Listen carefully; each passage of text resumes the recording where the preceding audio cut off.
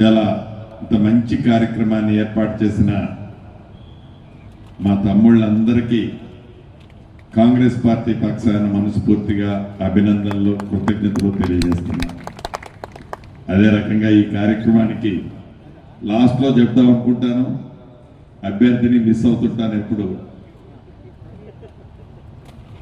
Congress party అభ్యర్థిని ఉభయ కమ్యూనిస్టులు, తెలుగు తమ్ముళ్ళు, సిపిఐ ఎమ్మెల్యేలు, అదే రకంగా టీజేఎస్ బలపరిచిన రామసాయం రఘురామరెడ్డి గారిని వారికి పూర్తి మద్దతు తెలియజేయడానికి ఇచ్చేసిన మీ అందరికీ, మీ పక్షాన్ని కూడా వారికి కూడా నా సైడ్ నుంచి కూడా అభినందనలు కృతజ్ఞతలు తెలియజేస్తున్నాను. కేంద్ర ప్రభుత్వం గత 10 సంవత్సరాల్లో ఏ రకంగా పరిపాలించింది, కొత్త రాష్ట్రం తెలంగాణ రాష్ట్రం ఏర్పడిన తర్వాత 10 సంవత్సరాల్లో ఆనాటి ముఖ్యమంత్రి పరిపాలన తీరు ప్రత్యేకంగా మనం ఇక్కడ చర్చించుకోవాల్సిన అవసరం ఉంటుందని నేను అనుకోను. ఒకటైతే నిజం, సెక్యులర్ పార్టీ అన్ని ప్రాంతాలని, అన్ని కులాలని, అన్ని మతాలని ప్రేమించే పార్టీ, ముఖ్యంగా పేదవాళ్ల పక్షపాతంగా ఉండే పార్టీ, ఇన్వెస్టర్లని ఆకర్షించే పార్టీ, ధనికులని వారి ప్రాపర్టీస్కి ఇబ్బంది లేకుండా కాపాడే పార్టీ, సమాజం అందరూ చల్లగా ఉండాలని కోరుకునే పార్టీ కాంగ్రెస్ పార్టీ.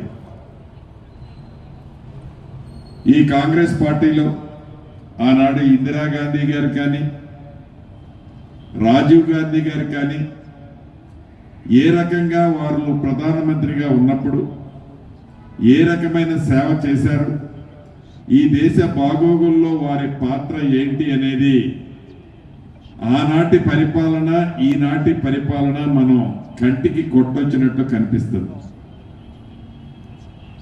కొత్తగా ఏర్పడిన తెలంగాణ రాష్ట్రం విభజన టైంలో ఏవైతే హామీలు ఇచ్చారో హామీలన్నిటినీ తుంగలో తొక్కి ఏ ఒక్క హామీని కూడా అమలు చేయకుండా ఎప్పుడూ ఏవో ఒక మాయ మాటలు చెప్తూ ఎన్నికలు వచ్చాయంటే బోర్డర్ కంట్రీస్తో యుద్ధాలు ప్రకటించుకుంటూ దాన్ని లబ్ధి పొంది దానితో 2 పర్యాయాలు ప్రధానమంత్రి అయిన సంగతి మనకి తెలియదు కాదు. మళ్ళీ ఈసారి రాజకీయాల్లోకి రాముల వారిని కూడా తీసుకొచ్చి అక్షంతలు అనే ఒక కార్యక్రమాన్ని చేపట్టి మళ్ళీ 3వసారి ప్రధానమంత్రి కావాలని మోదీ గారు అక్కడ కలలుకంటున్నారు. తెలంగాణ రాష్ట్రాన్ని పరిపాలించిన రాష్ట్ర ప్రభుత్వం గతంలో ఏ రకమైన పరిపాలన, ఆ పరిపాలన యొక్క చిత్తశుద్ధి, వారి నిజాయితీ, వారి ఆర్థిక పరిస్థితి ముఖ్యమంత్రి కాకముందు ఏ రకంగా ఉంది, ముఖ్యమంత్రి అయిన తర్వాత ఏ రకంగా ఉంది మనకు తెలియంది కాదు. అసెంబ్లీలో మీ అందరి దీవెనలతో మార్పు కావాలి అని పట్టుదలతో, మీ ఆశీస్సులతో తెలంగాణ రాష్ట్రంలో ఇందిరమ్మ ప్రభుత్వాన్ని ఏర్పాటు చేసుకొని పెద్దలు రేవంత్ రెడ్డి గారి నాయకత్వంలో ఈనాడు ప్రభుత్వాన్ని ప్రజలు కోరుకున్నట్లు సామాన్య ప్రజలకి అందుబాటులో ఉంటూ ఇందిరమ్మ పరిపాలన ఇస్తున్న సంగతి కూడా మీకు తెలియంది కాదు. ఒక సంక్షేమ కార్యక్రమాలే కాకుండా అభివృద్ధి కూడా పెద్దపీట వేసి ఈ రాష్ట్ర పరిపాలనలో ఇందిరమ్మ ప్రభుత్వం యొక్క బ్రాండ్ ఏ రకంగా ఉంటుందో మీరు గడిచిన 4.5 నెలల్లో స్పష్టంగా చూశారు. ఒకటైతే స్పష్టంగా చెప్పగలుగుతాను, ఇందిరమ్మ ప్రభుత్వంలో ఇదే ఖమ్మం జిల్లాలో గత ప్రభుత్వంలో వ్యాపారస్తులు కానీ, డాక్టర్లు కానీ, ఇతరత్ర వ్యాపారాలు చేసుకునే వాళ్ళు ఆనాడు ఏ రకంగా ఇబ్బందులు పడ్డారో ఈ రోజు నా నోటితో నేను చెప్పనవసరం లేదనుకుంటాను. ఇందిరమ్మ రాజ్యం వచ్చిన తర్వాత పెద్దలు తుమ్మల గారు కానీ, ఉప ముఖ్యమంత్రి బట్టి గారు కానీ, నేను కానీ ఏ రోజు ప్రజలకి కష్టం ఉంటే తీర్చేయడమే తప్ప కష్టాన్ని క్రియేట్ చేసి కబ్జాలు, పోలీస్ కేసులు, ఇబ్బందులు ఈ ప్రభుత్వంలో లేవు, ఉండవు అనేది కూడా మీకు ఒక క్లారిటీ అయితే ఇస్తున్నా. అంతేకాదు, ఆనాడు పెద్దలు అనుకున్నట్లు అధికారము మా శాశ్వతం, ఈ అధికారం మేము బ్రతికినంత మాతోనే ఉంటుందని కళ్ళకన్నారు. మనం ఈ సందర్భంలో నందమూరి తారక రామారావు గారిని కూడా గుర్తు చేసుకోవాల్సిన అవసరం ఉంది. ఎందుకు వారు మన మధ్య నుంచి దూరమై కొన్ని దశాబ్దాలైనా ఎందుకు అటువంటి పరిపాలనని పెద్దలు ఎన్టీఆర్ గారిని, కీర్తిశేషుల్ని ఎందుకు గుర్తు చేసుకుంటున్నామంటే వారి పరిపాలన తీరు, వారు ప్రవేశపెట్టిన అభివృద్ధి సంక్షేమ కార్యక్రమాలు, వారి మంచితనం, వారి దీక్ష, కార్యదీక్ష ఎటువంటిదో తప్పకుండా వారు మన మధ్య ఇప్పటికీ లేకపోయినా వారిని స్మరించుకుంటాం. ముఖ్యమంత్రులు ఈ రాష్ట్రానికి, ఉమ్మడి ఆంధ్రప్రదేశ్కి ఎవరు పరిపాలించారా అంటే సుమారు 17-18 మంది ముఖ్యమంత్రులు ఉన్న ఇద్దరే ముఖ్యమంత్రులను ఇప్పటికీ మనం గుర్తు పెట్టుకుంటాం. ఒకటి నందమూరి తారక రామారావు గారిని, రెండోరు వైఎస్ రాజశేఖర రెడ్డి గారు. ఇద్దరిని గుర్తు పెట్టుకుంటారు. వీరు ఒక దాంట్లో దిట్ట అయితే రెండో వ్యక్తి ఇంకొక దాంట్లో దిట్ట. ఒకరికి మించి ఒకరు. పరిపాలన అంటే ఇలా ఉండాలి అనే విధంగా మన మధ్య లేకపోయినా వారిని స్మరించుకోక తప్పదు. చివరగా టైం అయిపోతుంది కాబట్టి మిమ్మల్ని అందరినీ అభ్యర్థించేది ఒక్కటే. ఈ ఖమ్మం, ఉమ్మడి ఖమ్మం జిల్లాలో గడిచిన సార్వత్రిక ఎన్నికల్లో మీరు ఏ రకంగా ఆశీర్వదించి, దీవించి, మార్పు కావాలని కోరుకొని ఇందిరమ్మ ప్రభుత్వం తెచ్చే దాంట్లో ఉమ్మడి ఖమ్మం జిల్లా ఒక ప్రత్యేక స్థానాన్ని ఆనాడు నిలబెట్టారు. ఈ పార్లమెంటు ఎన్నికల్లో మనందరూ అభ్యర్థి రామసాయం రఘురామరెడ్డి గారు మనందరి గుర్తు హస్తం గుర్తు మీద వేసి మంచి మెజార్టీతో మీరు దీవించాలని, ఆశీర్వదించాలని, మతతత్వ పార్టీ అయిన బీజేపీ పార్టీని ఇంటికి పంపే దాంట్లో రేపు జూన్ 6వ తారీఖు నాడు ప్రధానమంత్రిగా రాహుల్ గాంధీ గారిని చేసే దాంట్లో మన సభ్యుడిని, అంటే మన సభ్యుడు గెలవాలి అంటే మీరందరూ ఓటేయాలి. మన సభ్యుడు ఓటేశాడు అంటే మనందరం ఓటేసినట్లే.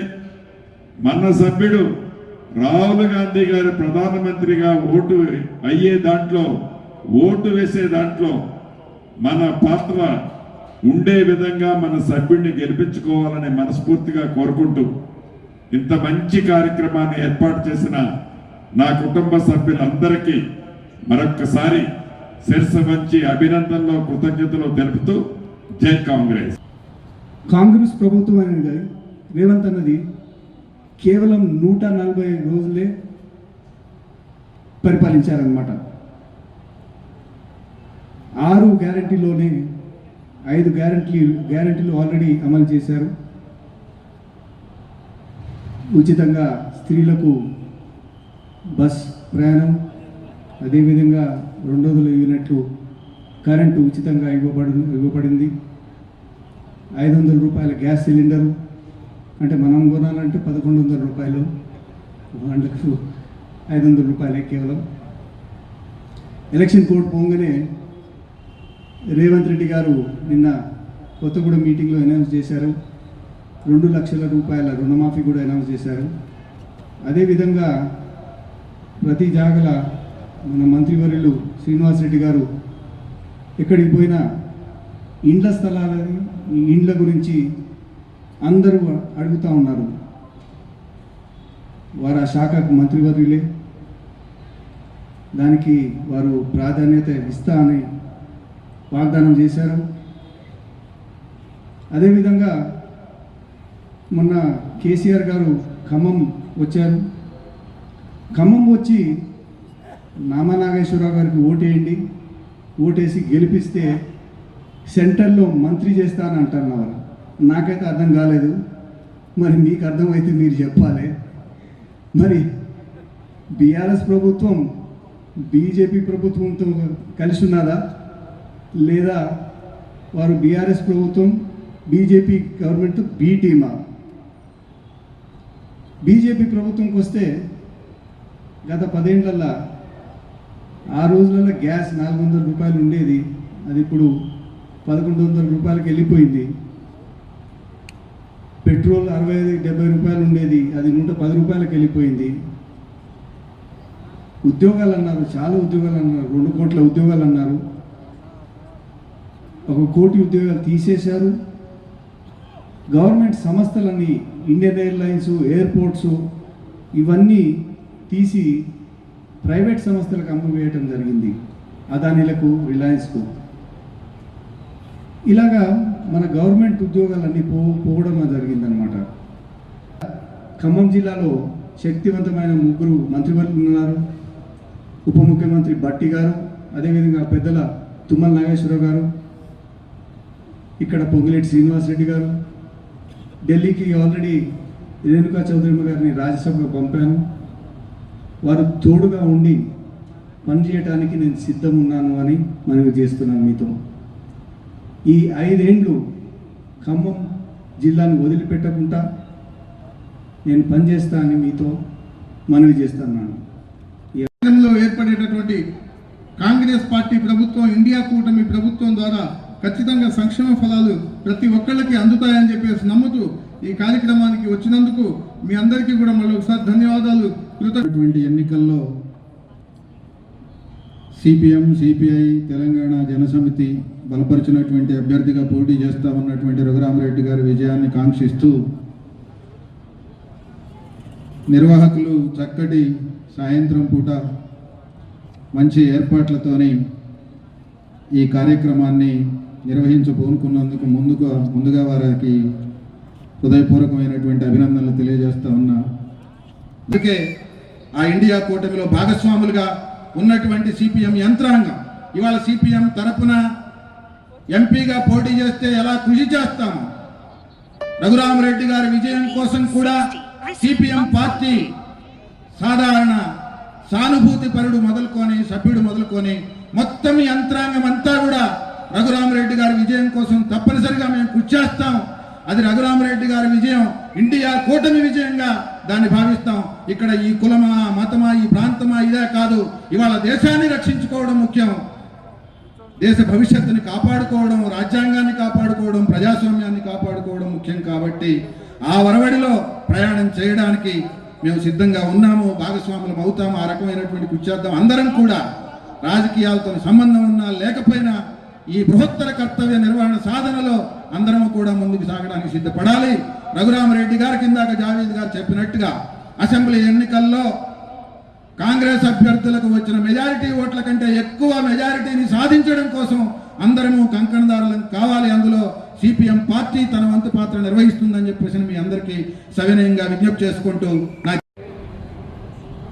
ఇప్పుడు జరిగేటువంటి ఎన్నికల్లో వచ్చేటువంటి ఫలితాల మీద ఈ దేశంలో ఉన్నటువంటి 50 మంది అన్ని వర్గాల ప్రజల భవిష్యత్తుతో పాటు ఈ దేశ భవిష్యత్తు కూడా ఆధారపడి ఉందని చెప్పేసి నేను మీ అందరికి కూడా మనవి చేస్తా ఉన్నాను.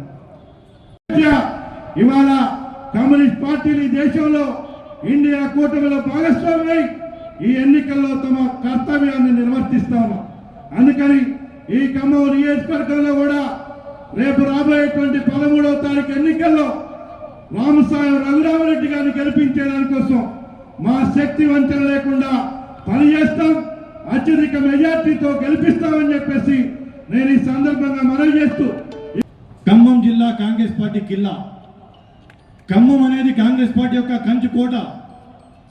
ఇక్కడ ఎప్పుడైనా సరే కాంగ్రెస్ పార్టీ స్వీప్ చేసిన సందర్భాలు చూసాం, కానీ కాంగ్రెస్ పార్టీకి విధులు లేదు. ఇక్కడ వివిధ పరిస్థితుల్ని అనుకూలించి కొన్ని సమీకరణాలని ఇచ్చేస్తూ కాంగ్రెస్ పార్టీ యొక్క అధిష్టానం రామసాయం రఘురామరెడ్డి గారిని అభ్యర్థిత్వంగా నేను మీ ముందుకు తీసుకురావడం జరిగింది. మనందరం కలిసి ఖమ్మం జిల్లాలోనే కాకుండా తెలంగాణ రాష్ట్రంలో కాంగ్రెస్ పార్టీ గత అసెంబ్లీ ఎలక్షన్స్లో మద్దతు ఇచ్చి కాంగ్రెస్ పార్టీ ప్రభుత్వాన్ని ఏర్పడటానికి కారణమయ్యా మీ అందరికి కూడా మరి ఇంకోసారి విజ్ఞప్తి చేస్తా ఉన్నాను. ఒక సెమీఫైనల్స్ అయిపోయినాయి. ఇప్పుడు ఇక్కడ ఒక కేసీఆర్ లాంటి నియంతని మనము గద్దె దింపడం జరిగింది, ప్రజాపాలన తీసుకురావడం జరిగింది. ఢిల్లీలో ఉన్న నరేంద్ర మోడీని గద్దె దింపి కాంగ్రెస్ పార్టీ కూటమి యొక్క ఇండియా కూటమి భాగస్వాములైన కాంగ్రెస్ పార్టీ కూటమిలో రాహుల్ గాంధీ గారిని ప్రధానం చేయాల్సిన అవసరం ఉంది. దాంట్లో భాగంగా చేయాలంటే ఇక్కడ ఖమ్మం అసెంబ్లీలో గత అసెంబ్లీ ఎలక్షన్స్లో 50,000 మెజారిటీ వచ్చింది. ఇప్పుడు 50,000కి మించి మెజారిటీ తీసుకొచ్చి రఘురామరెడ్డి గారిని గెలిపించాలి. కనీసం 4-5 లక్షల మెజారిటీతో గెలిపించి ఒక చరిత్ర సృష్టించాలని చెప్పేసి మీ అందరికి విజ్ఞప్తి చేస్తా ఉన్నాను. కమ్మాస్కి ఇక్కడ ఏం అన్యాయం జరగలేదు. కమ్మ సామాజిక వర్గానికి ఒక రాజ్యసభ ఇవ్వడం జరిగింది. కేసీఆర్ తన యొక్క పార్టీలో తన కొడుకుని వర్కింగ్ ప్రెసిడెంట్ చేసుకున్నాడు. ఇక్కడ ఒక కమ్మవాడిని జాతీయ కాంగ్రెస్ పార్టీ తెలంగాణ రాష్ట్రానికి వర్కింగ్ ప్రెసిడెంట్గా చేసింది.